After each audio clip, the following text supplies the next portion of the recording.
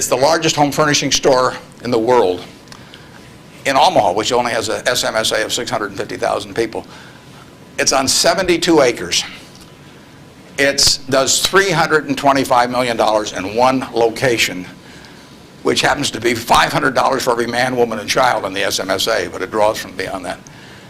That business has resulted from an investment of $500 in 1937 by a woman who walked out of Russia in 1921. She walked out, got on a peanut boat, landed in Seattle with a tag around her neck. She couldn't speak one word of English. She came to Omaha because there were other Russian Jews there and she'd at least have somebody to talk to.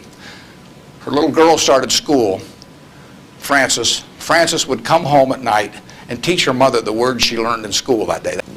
She brought 7 siblings over from Russia, her mother and father, and by 1937, 16 years after she got here, she saved $500. She got on a train, went to Chicago, to the American Furniture Mart, which was this huge, impressive thing. And she decided to name her company the Nebraska Furniture Mart. She bought about $2,000 worth of merchandise. So she got to Omaha. She took the bed, the sofa, the refrigerator out of her own home to sell fast so she could get the money so she could pay on time.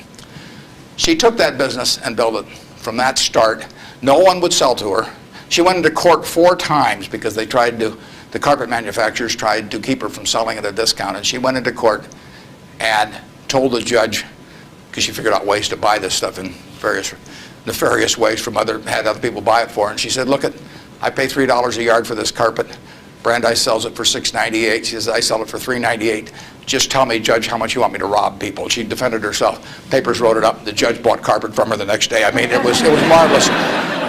Brandeis isn't selling anymore. They were the huge department store in Omaha. She put everybody out of business. She didn't have an audit. And I said, Mrs. B, here's the money. I said, I don't need an audit. Just tell me whether you owe any money. And she said, it's all free and clear. She'd never seen a balance sheet.